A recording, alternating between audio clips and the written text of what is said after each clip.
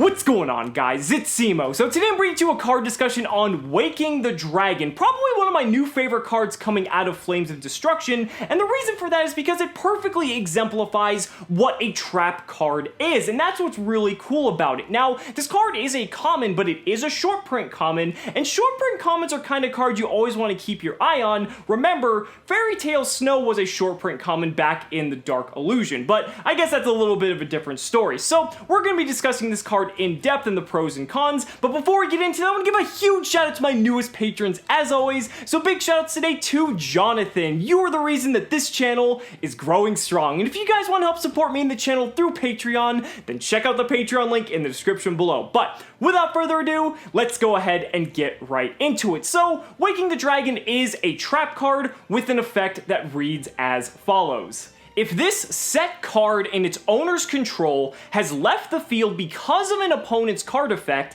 and is now in your graveyard or banished, you can special summon one monster from your deck or extra deck. Wow. Okay, so that's a very simple effect, but the payoff on this card is just insane. And like I said, this is really cool because this is like the definition of a trap card. If your opponent decides to pop this card, then you're going to get a massive payoff and really be able to punish them for it. Now, I know this card says that you could special summon a monster from your deck or extra deck, but we're going to be primarily focusing on the extra deck here because for the purposes of this video, we're looking to abuse this card as much as possible. And while special summoning a monster out of your main deck is very powerful, there's a lot more ways we can abuse it by playing specific cards in the extra deck to really get the maximum value and just basically punish our opponent as hard as possible. Now, I want to start by comparing Waking the Dragon to another card that resembles this card a lot, and that's Artifact Sanctum. Now, Artifact Sanctum, for a brief refresher, you can flip it face up and you can special summon an artifact monster from your deck. You can't use your battle phase that turn, but that's completely irrelevant because you're going to be mostly using this on your opponent's turn to disrupt them.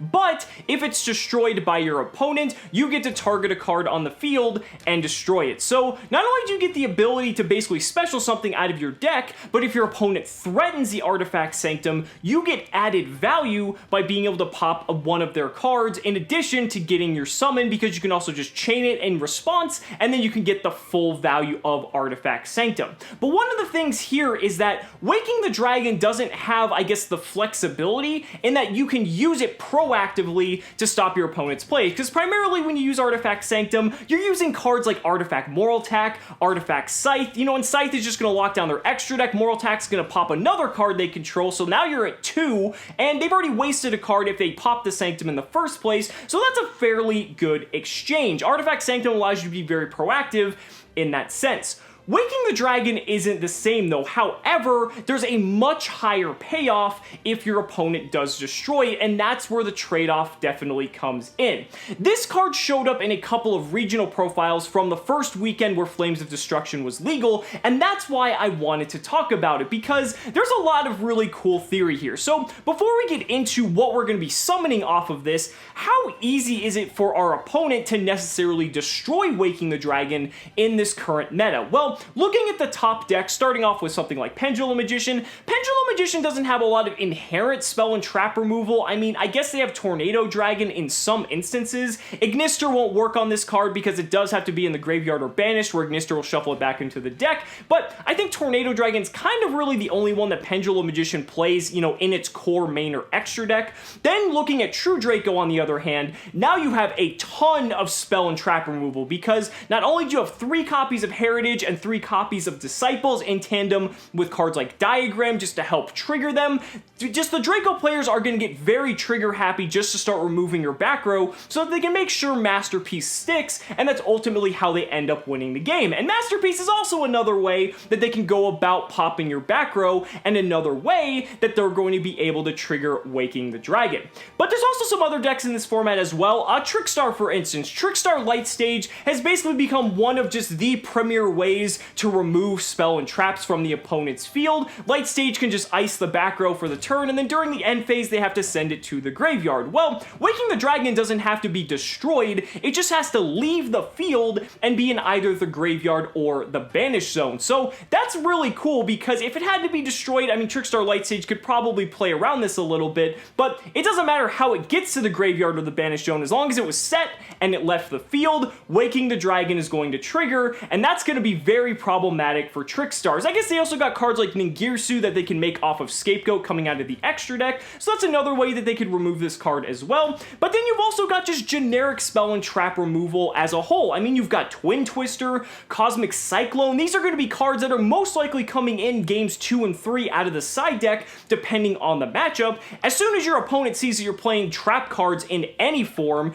assuming they're not seeing Waking the Dragon, of course, they're going to be siding in Twin Twister and Cosmic Cyclone, most likely to help prevent just any of those back row from disrupting them during their own turn. But then you've also got new cards like Nightmare Phoenix, which is a generic Link 2 that a lot of decks can really take advantage of, and you've also got Topologic Trisbania, which can banish cards as well. This doesn't work with Evenly Matched, because Evenly Matched will banish the card face down, and if the card is banished face down, then it's not going to have the opportunity to trigger, so definitely keep that in mind. But for the most part, I'd say there's enough spell and trap removal in the format that you're gonna have a very good likelihood of getting this card off, because no one likes to try to play through back row, so your opponent's gonna try to dismantle as much of your back row as possible before just playing the odds and moving on with their combos. So by doing that, if you have either Waking the Dragon just as your only set back row, or maybe you have two trying to bait out something like a Twin Twister, then you're gonna be able to trigger this in a, I would say, pretty more often than not in most scenarios. However, we have to consider the fact that once people know that Waking the Dragon is in the format, that changes things entirely. But we're going to talk about that in a little bit. What I want to talk about now is what can we really summon off of this card that really makes it worth the payoff? Well, one of the biggest cards that was used during this past weekend was RAIDRAPTOR Ultimate Falcon, a 3500 attack monster that's unaffected by all other card effects. And why that's so enticing is that for your True Draco matchup, like I said, I think True Draco is going to be very trigger happy in attempting to pop back row, and if they happen to pop Waking the Dragon, they're gonna have to deal with a card that they basically have no out to. It's not impossible for Draco to deal with this card, but I would say that 9 times out of 10, or maybe even 99 times out of 100, they're not going to be able to out Ultimate Falcon because it's bigger than Masterpiece. They really don't have any means to remove it unless they have like 3 or 4 very specific cards to do it, and even then, that requires them to have the resources to even get to that point in the first place. Another option that was ran by the Goki Nightmare player who got first place at the Las Vegas Regional was Last Warrior from Another Planet. This is really cool, and the GOAT players are going to love this, because basically you play this against Trickstar, wipe the whole board of monsters, special summon him to the board, and now neither player can summon monsters. And Trickstar already has a difficult enough time getting over a monster with 1900 attack, but now you have to get over a monster with 2350, and they can't summon monsters at all to do it. So that's going to make that matchup even more difficult, but you could also extrapolate that and apply it to a myriad of different matchups in addition to that. Another cool option that no one really played this weekend, but is something that's always been on the radar because of Cyberstein and the OCG, they did something similar to this, is Naturia EXTERIO. Now EXTERIO's neat because basically as soon as it hits the board, you're able to negate all spell and trap effects just by banishing a card from your graveyard and sending the top card from your deck to the graveyard. So as long as you started with one card in your graveyard, you basically have infinite negations, and that's just crazy. That's just absolutely fucking crazy, especially depending on what kind of deck you might be playing against. So there's a lot of really cool options here. I'm sure I just barely didn't even scratch the surface of what cards you might be able to play with this, but I'd say those are probably the big 3 at the current moment, but obviously it's going to be format dependent, depending on what is in the current meta and what seems to be the most problematic threats. Now, I do want to discuss the cons or the downsides of this card as well, because there's 2 very big things that are wrong with this card, and it's something you definitely have to consider as to whether or not you want to run this card maybe in your main or side deck. The first problem is this card is heavily reliant on your opponent opponent in destroying this card if you want to get any value off of it. If your opponent doesn't destroy this card, then this is basically just a blank card, and it could be anything else, and it's going to be just as dead as, say, something like a Garnet in your hand if you're playing Brilliant Fusion, because this card's going to do absolutely nothing. It's just going to sit in your back row, and you're going to be wishing it was anything else. In tandem with that, though, that's going to go to the second point, in that if this card becomes very prevalent in the meta, people are going to be aware that Waking the Dragon is a threat, and especially going into games 2 and 3, players are going to be very vigilant and watching the player's side to see if they place cards from their extra deck into their side deck and vice versa, because if they're putting cards from their side deck into their extra deck in game 2, for instance, and they're going first, that's a little bit weird. Now, obviously, if you're going second and you're siding in something like Ghost Reaper and Winter Cherries, that's pretty common because maybe you don't have the space in your extra deck to accommodate the monster that you want to use as your Cherries target. So, if you're the one going first and you see your opponent's going second siding that, okay, it's probably Ghost Reaper and Winter Cherries. But if they're going first and putting cards in their extra deck, it's not that it's the most uncommon tactic, but I would be very suspect that this card would be one of the ones going in. And the more people that play this card and the more popular that it gets, the more aware players become of it,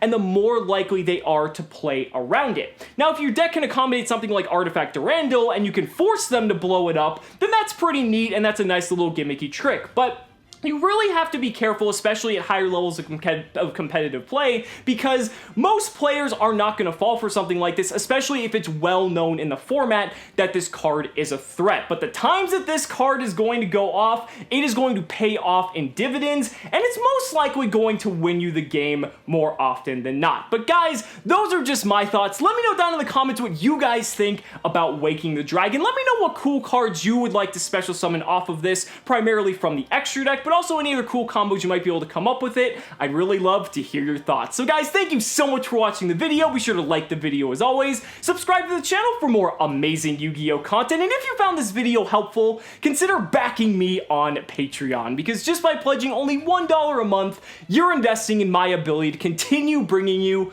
amazing Yu-Gi-Oh content. So thanks so much again, and we'll see you next time.